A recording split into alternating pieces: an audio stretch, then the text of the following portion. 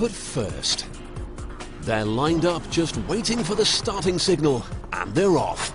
The plastic spectators and Telltale track make it clear that this is classic Scalextric's model car racing. Long before PlayStations and Nintendo, Scalextric was a must-have toy for boys. It's still popular today, and a key part of its winning formula is the attention to detail on the model cars. Designers will spend hours analysing each new race car to help them create a model that looks as much like the real thing as possible. Once all the research has been done, another design team will go about drawing up plans for a new model car. And where does the company transform its designs into real replicas? Well, it's China, of course, famous for its cost-effective production. This toy factory outside Hong Kong is where the race to make model cars will be won. Like many modern toys, replica models are made out of plastic.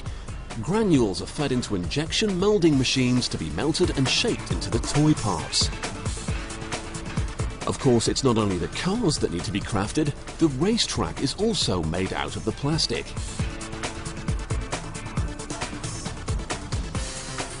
This metal shape is the mould for a Formula One Ferrari. The model car bodies that emerge are red, but not Ferrari red. However, attention to detail means that each part gets coated in exactly the right shade. Each model will be sprayed with 5 layers of the paint to ensure a solid surface.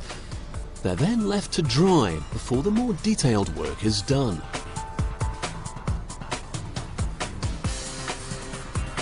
Around 2,000 staff work at this factory, and there can be anything up to 4,000 separate steps involved to create a full model race set.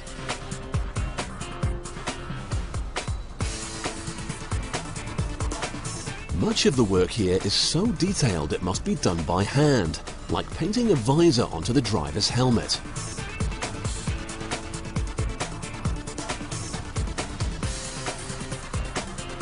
For the larger parts, a technique similar to silk screening is used.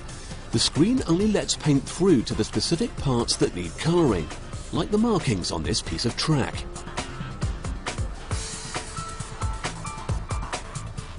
When it comes to the more intricate details, a finer printing method is needed. The miniature prancing stallion logo is printed onto the plastic using special stamps that have the design etched on the tips. When all of the detailed work is complete, the scale model should look almost exactly like the real thing, down to the tiniest sponsor's logo. Now, it's all very well getting the look right, but these model cars are meant to race too, so the engine and wheels must be attached next. First, the imitation tyres are fitted. Like the real thing, they're made of rubber. They'll help the model to grip the plastic tracks just like the tyres on a real racing car. And the most important part of the F1 model is its engine. While it won't have the raw power of a real Ferrari motor, it will be fit for racing on a living room floor. Scalextric's cars are powered by electricity from the tracks. Metal pickups attached to the front of the car feed power to a small generator that spins the wheels. Before they leave the factory, the models are tested to make sure the wheels are working properly.